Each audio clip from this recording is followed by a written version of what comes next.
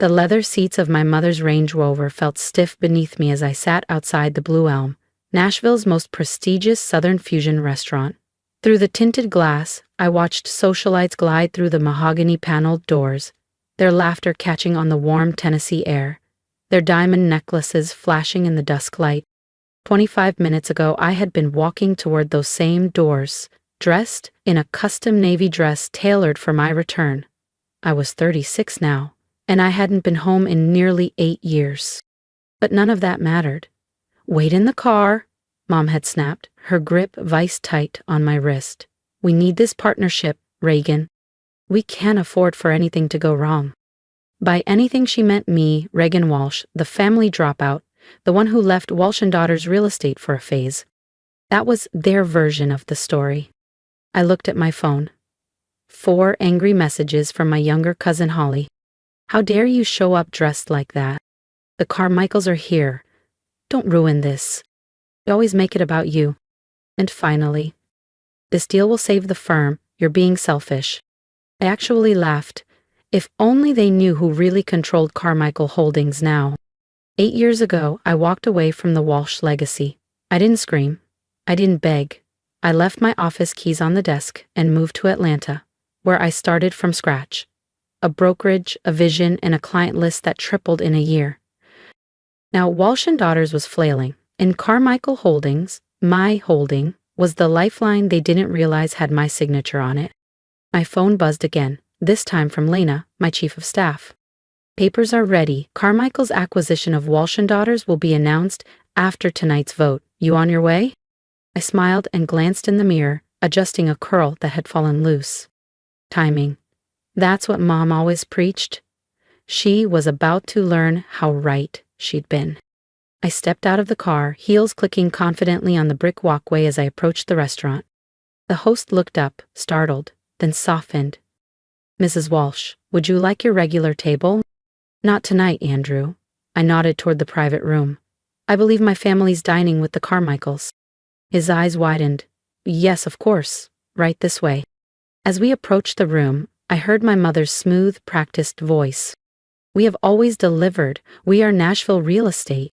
I opened the door. Everything fell silent.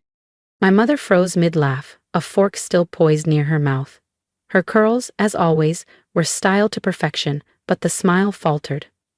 My cousin Holly and my brother Owen looked like they'd bitten into raw persimmons. And across from them, Everett Carmichael, Sr., chairman of Carmichael Holdings, rose from his seat with a quiet kind of reverence. "Madame Chair," he said, offering a respectful nod. "I had no idea this was your family." The silence hit like a thunderclap. "Everett," I greeted him, sliding into the empty chair at the head of the table, my mother's traditional seat. "I hope I'm not interrupting anything." "Reagan," Mom said, each syllable tight. What are you doing here?" "Having dinner with my family," I said evenly, unfolding my napkin. "And apparently my board partner." "Board partner?" Owen's voice cracked. "Wait, what are you talking about?" Everett glanced between them, a slow understanding washing over his face. "They don't know," he murmured. Know what? Mom's southern charm laced itself with cold steel. I pulled a leather folder from my structured bag and laid it gently on the table, sliding it across to Everett. "The acquisition documents are ready. I just need your signature, Everett." "Of course, Madam Chair." He reached into his inner pocket. "Stop!" Mom's palm slammed the table, rattling the wine glasses. "What is this?" "This," I replied softly, "is business. The kind you raised me in. Only I listened in ways you never expected." They stared at me like I was a ghost. The story of how I got here, how I went from the girl who threw away a legacy to the woman sitting across from the firm, trying to stay afloat, didn't start when I left Walsh & Daughters. It started much earlier, in the long shadow of my family's obsession with tradition. Real estate was gospel in our house. My grandfather built this empire from dirt roads and handshakes. My mother turned it into glass towers and prestige. At every meal, we discussed property lines, zoning ordinances, and million-dollar closings. My brother and cousin fit in easily, mimicking the moves and mantras like choreography. But I had questions. What about the future? Smart cities, blockchain deeds, virtual walkthroughs. They rolled their eyes. Real estate is about land, Mom would say, not gadgets. So I walked. I took my portion, less than half of what Owen received, and I bet it on prop tech. My first success? A company building AI-driven property valuation models. They called it luck. I called it vision. Now I was the one signing deals, and tonight I wasn't just joining the family dinner. I was closing it. Within 2 years, my returns were outperforming Walsh & Daughters by over 300%. But I stayed quiet. Everything I built operated through shell corporations and offshore holding firms. The name the industry came to fear, Mariner Capital, was anonymous by design. No face, no press, just results. A mysterious, rapidly ascending force in real estate tech that disrupted portfolios across the Southeast. When Carmichael Holdings announced they were opening to strategic partners, Walsh & Daughters thought they saw a lifeline, a way to recover their battered reputation. What they didn't know was that Mariner Capital had already acquired a controlling stake through layered micro-acquisitions across 3 quarters. The acquisition documents are a formality, I said calmly, watching my mother's fingers go stiff around her wine glass. Carmichael Holdings has technically been mine for 6 months. Owen choked on his drink. That's impossible. You don't have that kind of capital, Holly added, her voice shrill. You're bluffing. Mom whispered, as if the words hurt. Regan, Mariner Capital. That's you? I turned toward her. The company you've been pitching proposals to every quarter? Yes. You've been trying to impress me. My mother's face drained of color. Everett Carmichael cleared his throat gently. She's not exaggerating. Since Mariner came on board, our valuation has tripled. Reagan's strategies have modernized our operations completely. Your daughter is a visionary. Mom's lips parted in disbelief.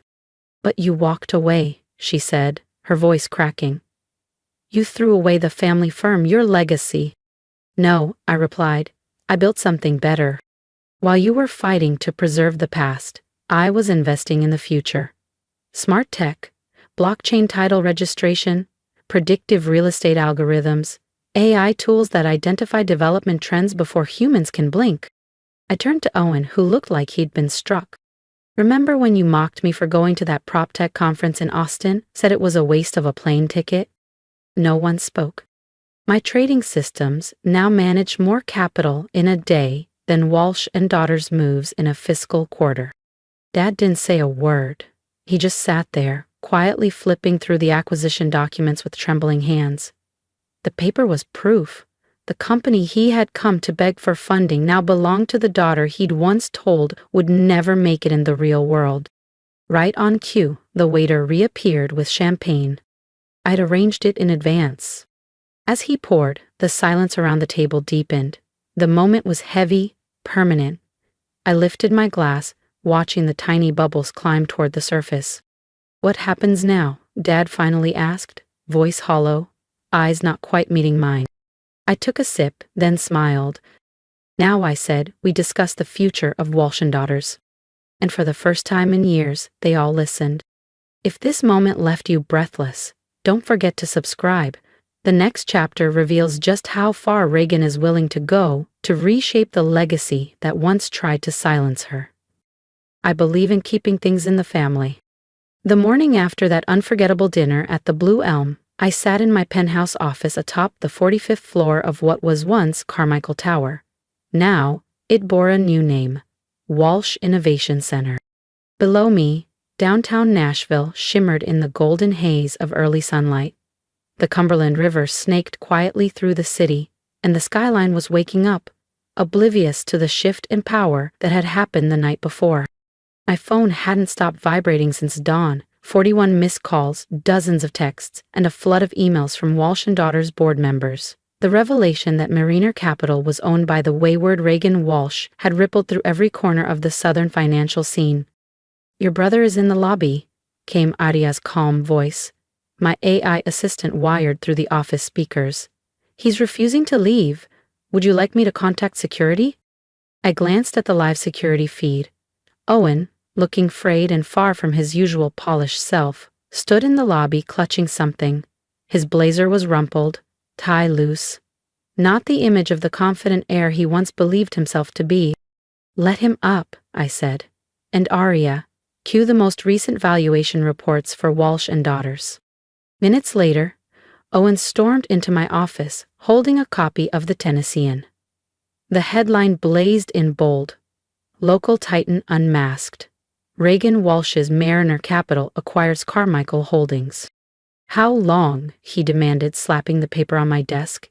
"How long have you been planning this?" I motioned to the visitor's chair. "Sit down, Owen. You look awful." "Don't patronize me." But he sat, dragging a hand down his face. "Mom hasn't slept. The board's panicked. Clients are calling nonstop asking if it's true you're shutting us down." "Are you asking if this is revenge?" I asked, pulling up a projection of live market data. "Your portfolios have been declining for years. Your digital systems are outdated. Your methods are traditional," Owen interjected. "And tradition works." "Tradition doesn't make money," I snapped. "While you were polishing the past, I was building the future. AI models, blockchain deed automation, predictive zoning analytics. You mocked what you didn't understand." He looked down. I stepped toward the glass wall, staring out at the sunrise. "Remember when I was 16? I built my first predictive model and pitched it to Dad. I spent weeks on that. You called it my cute little spreadsheet." Owen shifted, suddenly quiet. "We were kids," he murmured. "No," I replied. "You were the heir. I was the warning." And no one listened. "No," I said quietly, turning from the window. "You were the golden child, and I was the dreamer." When I brought ideas to modernize the firm, Dad laughed them off. When I warned you both about algorithmic zoning analysis and blockchain title security, you said I was chasing buzzwords. So yes, I left. But I didn't leave to destroy anything. I left to build something better.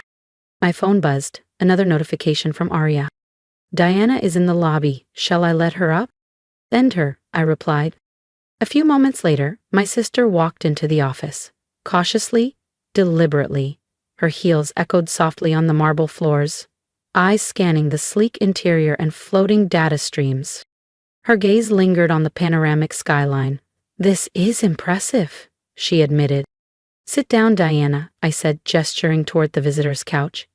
"We need to talk about the future of Walsh and Daughters." She joined Owen, the two of them looking painfully out of place in the glass and steel reality I had crafted. I pulled up another display, the room bathing in light as real-time dashboards flickered to life. AI projections, zoning forecasts, digital escrow movement. "Let me show you what innovation looks like." They watched, speechless, as billions flowed across the screen. Land deals, logistics, neural trend mapping. "This is what I offered the family firm, and this is what Dad dismissed." "We get it," Owen snapped. "You made it. You win. What do you want, Reagan?" I didn't blink. "To save Walsh and Daughters." They stared. "But only," I continued, "if you're willing to evolve. Not lip service, real change." Before they could answer, Arya's voice returned. "Another visitor." We turned as the doors opened, and for the first time in my life, I saw Dad not as a symbol, but as a man. His gait was slower, his expression drained. In his hands, a worn leather folder. "I thought you might want these," he said, setting it gently on my desk. "Your proposals. Every idea you brought me, I saved them." "Dad, I was wrong," he said quietly, voice trembling, "so consumed with preserving your grandfather's firm that I ignored what you saw coming." Diana stood. "What are you saying?" Dad exhaled slowly. "I'm saying that Walsh and Daughters needs Reagan, not as competition, but as its leader." Owen leapt up. "What? I'm the managing director." "The succession plan was flawed," Dad said, cutting him off. "Look around you. She built this while we stood still. She took a trust fund and turned it into the future. Meanwhile, Walsh and Daughters is bleeding clients," I said, pressing a button. The glass walls dimmed, and a wide screen unfolded behind me. "Let me show you something." Side-by-side charts came to life. one tracking Walsh and Daughter's slow decline, the other showing Mariner Capital's rapid ascent. Color-coded data scrolled across the screen, illuminated by algorithmic markers and quarterly projections. In just 5 years, I explained, Mariner achieved what Walsh and Daughters couldn't in 3 generations, not because I'm smarter, but because I was willing to evolve. Deanna's voice was soft. So, what's your plan? A complete transformation, I said. Walsh and Daughters becomes a division of Mariner Capital. Their faces froze. We integrate our AI systems, update infrastructure, retrain the team, and reposition the brand as a leader in proptech. Owen swallowed hard. And us? You have choices, I said evenly. You can cling to titles and watch this place collapse, or you can adapt. Start from the ground, learn the systems, earn your place in this new chapter. Dad slowly lowered himself into a chair. And me? You'll be chairman emeritus, advisory only, no final decisions. It's time to let go. He said nothing at first. Then, slowly, he nodded, years of stubbornness giving way to the numbers in front of him. There's one more condition, I added. No more family hierarchy. They looked at me, confused. No more dismissing new ideas just because they're unfamiliar. No more assuming blood outranks vision. We build this together, or not at all. Silence settled. The national sun had risen fully now, gold brushing the skyline beyond my windows. A new day, figuratively and literally. Diana was the first to speak. Teach me, she said. Everything, the systems, the algorithms. I want to understand. Owen nodded slowly. Me too, but not shortcuts. I want to earn it. Dad stood, walking to the window. He looked older, but somehow lighter. I spent years forcing each of you into roles I designed, he said. But Reagan, you were the only one brave enough to refuse. Brave enough to build something on your own. He turned back to us. Maybe it's time we all find our own path. I pressed another button. Contracts appeared in holographic form across the screen. Welcome to the future of Walsh Innovation Group. One by one, they signed, not just documents, but a new legacy. 6 months later, I stood in the same office, watching Owen present his first AI-driven portfolio. Diana had revolutionized client experience using blockchain systems, and Dad, freed from control, had become a trusted mentor. The old sign was gone. In its place, Walsh Innovation Group, a division of Mariner Capital. Then my phone buzzed. A message from Dad. Family dinner tonight? Your pick this time. I smiled, thinking of that night at the Blue Elm. Yes, I replied. And this time, everyone has a seat. Because sometimes, success isn't about revenge. It's about rewriting the story and inviting others into the future you dared to imagine. If you felt even a part of my journey, if you've ever been underestimated, pushed aside, or told your vision was too much, then I invite you to stand with me. Share your thoughts in the comments. Tell me what you would have done, or what you are doing to reclaim your power. Your voice matters here. And remember, sometimes the best way to heal is not to fight the past, but to build something stronger beyond it. Subscribe if you're ready to rewrite your own legacy. Because the future doesn't wait, it's made by those brave enough to lead it.